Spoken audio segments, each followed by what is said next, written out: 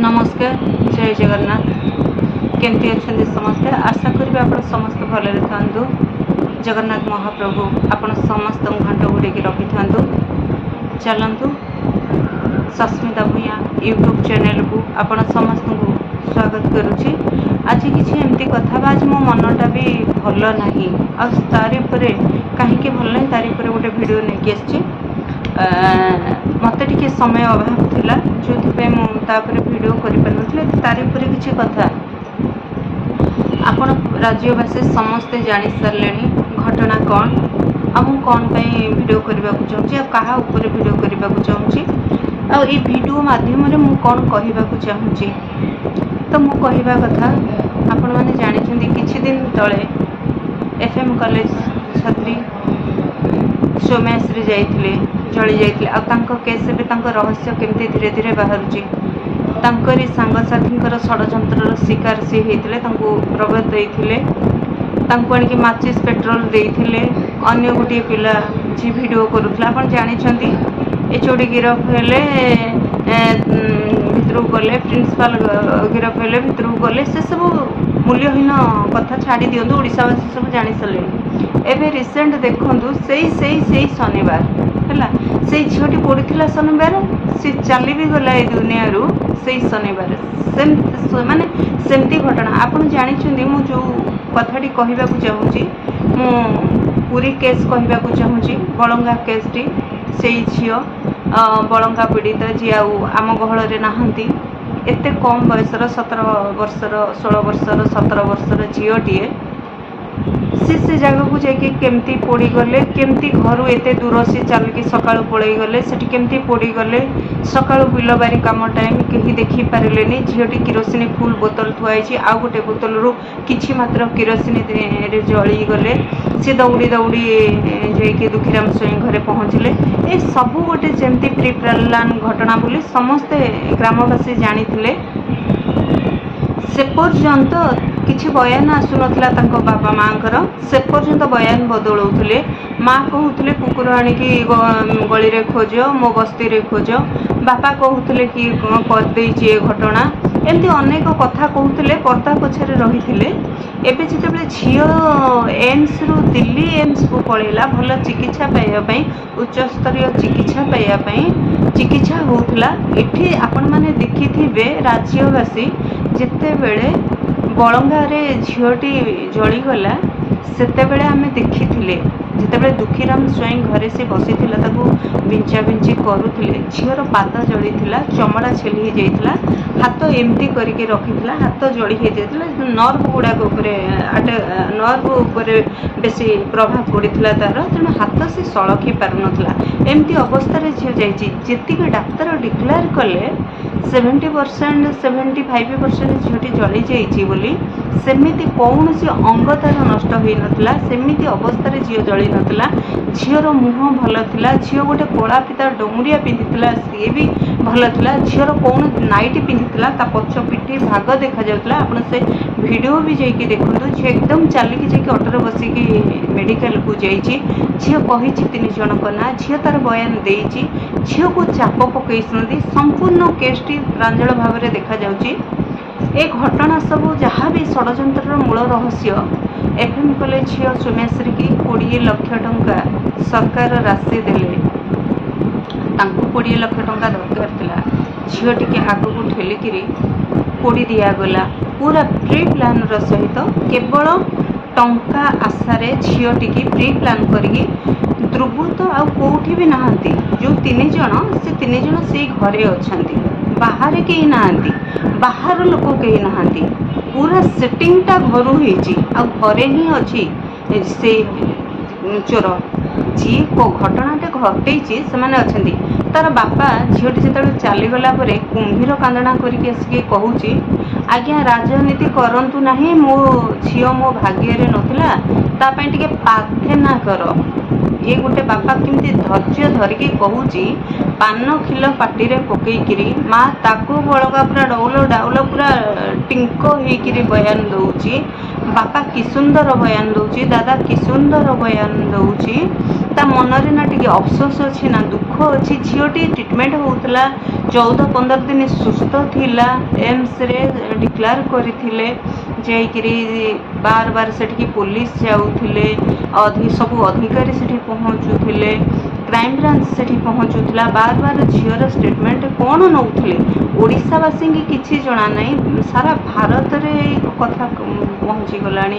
ଏଇ ଘଟଣା ପୁରା ବିଶ୍ୱ ଚହଳ, ଆମ ଭାରତ ଭିତରେ ଏ ଘଟଣା ଘଟୁଛି, ଆମ ଓଡ଼ିଶା ଭିତରେ ଏ ଘଟଣା ସବୁ ଘଟୁଛି। ଆପଣମାନେ ଜନସାଧାରଣ ବୁଝିଗଲେଣି, ଛୋଟ ପିଲା ବି ବୁଝିପାରିଯିବ। କେଉଁ ବାପା ମା ଏମିତି କହିବ? ସରକାର ଠିକ୍ ଅଛନ୍ତି, ସରକାର ବହୁତ ସାହାଯ୍ୟ କରୁଛନ୍ତି, ସରକାର ମୋତେ ବହୁତ ଗୁଡ଼େ ସାହାଯ୍ୟ କରିଛନ୍ତି। ଏୟାରଲିଫ୍ଟ କରିକି ମୋ ଝିଅକୁ ନେଇଗଲେ, ଭଲ ଟ୍ରିଟମେଣ୍ଟ କରୁଥିଲେ। ଭଲ ଟ୍ରିଟମେଣ୍ଟ ଯଦି କରୁଥିଲେ ଝିଅଟିକି ବଞ୍ଚେଇ ଦେଇ ପାରିଲେନି କାହିଁକି? ଝିଅଟି ସେମିତି ବି ଜଳି ନଥିଲା, ଝିଅର ମରିବାର ଚାନ୍ସ ନଥିଲା, ଝିଅଟିକି ମାରି ଦିଆଗଲା। ଝିଅଟିର ମୁହଁ ଖୋଲିଯିବ, ଝିଅଟି ସୁସ୍ଥ ହେଇକି ଆସିଲେ ବିରୋଧୀ ଦଳ ଲାଗିଯିବେ, ଝିଅର ଷ୍ଟେଟମେଣ୍ଟ ନେବେ, ମିଡ଼ିଆ ଲାଗିଯିବେ। କାହିଁକିନା ଆମ ସାମ୍ବାଦିକ ଭାଇମାନେ, ଗଣମାଧ୍ୟମ ସବୁଠୁ ଚିପି ଗୁହଟାକୁ ବାହାର କରିଦିଅନ୍ତି। ତେଣୁ ଭୟ ଥିଲା, ଗଣମାଧ୍ୟମକୁ ଭୟ ଥିଲା କି ଗଣମାଧ୍ୟମ ଝିଅର ବୟାନ ନେଇଯିବେ। ତେଣୁ ଭିତରେ ରହସ୍ୟ କରାହେଲା, ଟଙ୍କା ଦରକାର ଥିଲା, ତେଣୁ ପୋଡ଼ି ଦିଆଗଲା। ଇଏ ହେଉଛି ଗୋଟିଏ କଥା।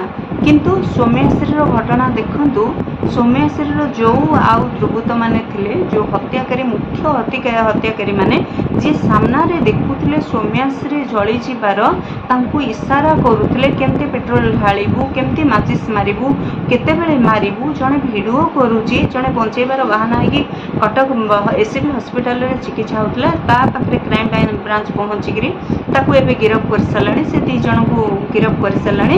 ଜଣେ ସେଇ କଲେଜର ଛାତ୍ର ଥିଲା, ଆଉ ଜଣେ ଆଉ ଗୋଟିଏ କଲେଜର ଛାତ୍ର ଥିଲା। ତେଣୁ ଏମାନେ ତ ଗିରଫ ହେଲେ, ତା ଉପର ତଦନ୍ତ କ'ଣ ହେବ, ତା ଉପରକୁ କେସ୍ କ'ଣ ହେବ, ତାଙ୍କ ଉପରେ କ'ଣ ସଙ୍ଗୀନ ଦଫା ଲାଗିବ, ସିଏ ତ ସବୁ ଅଲଗା କଥା।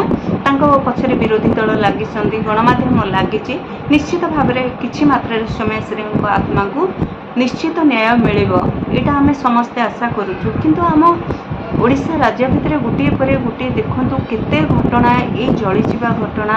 ସରକାର ଏଇଥିପାଇଁ ଡରୁଥିଲେ କି ଯଦି ଏଇ କେସ୍ଟିକି ଆମେ ଜନସାଧାରଣଙ୍କୁ ଆଣିବୁ, ପ୍ରତ୍ୟେକ ଲୋକ ଏମିତି ଜଳିଯିବେ, ଆମକୁ ଏମିତି ରାଶି ଦେବାକୁ ପଡ଼ିବ, ଏମିତି। ଏଇଟା ସରକାର ଡରୁନଥିଲେ। ସରକାର ଗୋଟେ ଜନସାଧାରଣଙ୍କୁ ଶିକ୍ଷା ଦେଲେ ଏବଂ ସମସ୍ତଙ୍କୁ ଜଳିବାକୁ ଗୋଟେ ଶିକ୍ଷା ଦେଲେ କି ଏମିତି ଜଳିବେ ସମସ୍ତେ ବୋଲି। ପ୍ରତ୍ୟେକ କଥା, ପ୍ରତ୍ୟେକ ଘଟଣା ଏବେ ଘଟିଲେ ପ୍ରତ୍ୟେକ ଝିଅମାନେ ଜଳିଯିବେ। କାହିଁକି ଜଳିଯିବେ ନା, ପ୍ରତ୍ୟେକ ବାପା ମା ଏବେ କ୍ରିମିନାଲ ହେଇଯିବେ, ଆଉ ହତ୍ୟାକାରୀ ହେଇଯିବେ। ବଳଙ୍ଗା କେସ୍ରେ ପ୍ଲାନ୍ କଲେ, ତାଙ୍କୁ ଟଙ୍କା ମିଳିଗଲା ମୋଟା ଅଙ୍କର। ସୌମ୍ୟାଶ୍ରୀକୁ ପ୍ଲାନ୍ କରିକି ଜାଳିଦେଲେ, ତାଙ୍କ ପରିବାରକୁ ଟଙ୍କା ମିଳିଗଲା। ଏମିତି ପ୍ରତ୍ୟେକ ବାପା ମା, ଭାଇ ଭଉଣୀମାନେ, ଯେଉଁମାନେ ପରିବାର ଲୋକ ରହିଲେ, ଏବେ ସେ ଘରୁ ଗୋଟିଏ ଗୋଟିଏ ଝିଅକୁ ସେମାନେ ଜାଳିବାକୁ ପ୍ରସ୍ତୁତ ହେଇଯିବେ। ଆଉ ସରକାର ଏଇଟାକୁ ଶିକ୍ଷା ଦେଲେ, ଏଇଥିପାଇଁ ଶିକ୍ଷା ଦେଲେ, ଏଇ ଯେଉଁ ରାଶି ଡିକ୍ଲେୟାର କରୁଛନ୍ତି, ଏଇ ଯେଉଁ କିଛି ମାତ୍ର ମୂଲ୍ୟ ଦେଇକି ମୁହଁ ବନ୍ଦ କରୁଛନ୍ତି, ସରକାର ଯଦି ତା ନ କରିକି, ସରକାର ଯଦି ଦଣ୍ଡ ଦେବା ପାଇଁ, ଆସାମୀକୁ ଧରିବା ପାଇଁ ସମୟ ଲଗେଇଥାନ୍ତେ, ଯଦି ସେଭଳି ଦଣ୍ଡ ପ୍ରଦାନ କରିଥାନ୍ତେ, ତାହେଲେ ଆମ ରାଜ୍ୟରେ କ୍ରାଇମ୍ ହୁଅନ୍ତା ନାହିଁ। ଲୋକ ଡରନ୍ତେ, ଘରେ ପରିବାରରେ ଷଡ଼ଯନ୍ତ୍ର କରିବାକୁ ଡରନ୍ତେ, ଜନସାଧାରଣ ଡରନ୍ତେ। ଝିଅଟି ରାଜରାସ୍ତାରେ ସୁରକ୍ଷିତ ଭାବରେ ଯାଇପାରନ୍ତା, ଆସିପାରନ୍ତା। ଏବେ ପ୍ରତ୍ୟେକ ଝିଅମାନଙ୍କୁ ଏ ଡର କି ସେମାନେ ରାଜରାସ୍ତାରେ କେମିତି ଚାଲିବେ, ତାଙ୍କ ସାଙ୍ଗରେ କାଲି କିଛି ଘଟଣା ଘଟି ଯାଇପାରିବ। ଏଇଟା ଜନସାଧାରଣଙ୍କ ପାଇଁ ସରକାରଙ୍କର ଗୋଟେ ଶିକ୍ଷା। ସରକାର ଯେଉଁ ଏଠି ସିଧା ନାକ ନ ଧରିକି ବୁଲେଇକି ଧରୁଛନ୍ତି ଏକା କଥା। ସରକାର ଏ ଜିନିଷଟାକୁ ଏଇଥିପାଇଁ ଚପେଇ ଦେଲେ କି ଏଇ ଜିନିଷଟା ଯଦି ସାମ୍ନାକୁ ଆଣିବ, ଗଣମାଧ୍ୟମ ହାତରେ ପଡ଼ିଯିବ, ଜନସାଧାରଣ ଛାଡ଼ିବେନି, ସରକାରକୁ ନିନ୍ଦା କରିବେ। ଆଉ 4 ବର୍ଷ ରହିଲା, ଗୋଟିଏ ବର୍ଷ ଶାସନ ଭିତରେ ଏତେ ଘଟଣା ଦେଖିବାକୁ ମିଳିଲାଣି, ଆଉ 4 ବର୍ଷ ଭିତରେ ସରକାରଙ୍କୁ ତାଙ୍କ ଜାଗାକୁ ପଠାଇ ଦେବେ। ତେଣୁ ଜନସାଧାରଣଙ୍କୁ ଡର ଥିଲା ସରକାରଙ୍କର, ଗଣମାଧ୍ୟମକୁ ଡର ଥିଲା, ତା ପାଇଁ ଏସବୁ ପ୍ଲାନ୍ ହେଇଗଲା। ଆଉ ଯେଉଁ ବାପା ମା ଏ ବୟାନ ଦେଉଛନ୍ତି, ମୋ ଝିଅ ମୋ ଭାଗ୍ୟରେ ନଥିଲା, ଜଳିଗଲା, ସିଏ ତାର ମୁଣ୍ଡ ଦୋଷ ଥିଲା। ଏବେ ବାପା ମା କହୁଛନ୍ତି ମୋ ଝିଅ ମାନସିକ ରୋଗୀ ଥିଲା, ଯୋଉଥିପାଇଁ ଗୋଟେ ଝିଅ ଯଦି ମାନସିକ ରୋଗୀ ଥିଲା ଛୋଟରୁ ଏତେ ବଡ଼, ସେ 17 ବର୍ଷର ଝିଅ, ସିଏ ଘରେ ମାନସିକ ରୋଗୀର କିଛି ଲକ୍ଷଣ ଦେଖେଇ ପାରିଲାନି? ଫ୍ୟାନ୍ ଥିଲା, ନଦୀ ଥିଲା, ନାଳ ଥିଲା, ନଈ ଥିଲା, ପୋଖରୀ ଥିଲା, କୂଅ ଥିଲା, ସବୁ ଥିଲା, ଘରେ କବାଟ ବନ୍ଦ କରି କିଛି କରି ସିଏ ଏତେ ଦୂର ଯାଇକି ଜମି କେନାଲ ଦାଢ଼ରେ ନିଜକୁ କିରୋସିନ ଢାଳିକି 2ଟା ବୋତଲ ନେଇକିରି ସେ ସେଇଠିଲା, ସେଇ ସେମ୍ ବୋଟଲ, ପାଣି ବୋଟଲ ପୀଡ଼ିତାର ଘରୁ ବାହାରୁଛି। ଏସବୁ ଗୋଟେ ଭିନ୍ନ ପ୍ରକାରର ଲାଗୁନି କାନକୁ ଶୁଣିବା ପାଇଁ? ଭିନ୍ନ ପ୍ରକାର ଲାଗୁଛି। ଜନସାଧାରଣ ଗରମ ହେଇଗଲେଣି, ତାତିଗଲେଣି, ଗଣମାଧ୍ୟମ ଜାଣି ସାରିଲାଣି, ଜନସାଧାରଣ ଜାଣି ସାରିଲେଣି ସେ ଯେଉଁ ବାପା ଜଣକ ସେ କିଭଳି ବାପା। ଏଭଳି ବାପାକୁ ଆଗ ଭିତରକୁ ନେବା କଥା, ଦଣ୍ଡ ଦେବା କଥା ଏ ବାପା ମାଆଙ୍କୁ। କିଛି ମାତ୍ର ମୂଲ୍ୟରେ ନିଜ ଝିଅକୁ ଷଡ଼ଯନ୍ତ୍ର କରିକି ଜାଳି ଦେଇଛନ୍ତି, ଏଇଟା ସତ୍ୟ କଥା। ସାଧାରଣ ଲୋକ ଏଇ କଥାକୁ ବୁଝିପାରିଛନ୍ତି, କିନ୍ତୁ ଆକୁ ସରକାର କାହିଁକି ଘୋଡ଼େଇବାକୁ ଚେଷ୍ଟା କରୁଛନ୍ତି? ସରକାର ଏବେ ସତ କଥା, ସରକାର ଏବେ ଡରୁଛନ୍ତି ଜନସାଧାରଣକୁ ଆଉ ଗଣମାଧ୍ୟମକୁ।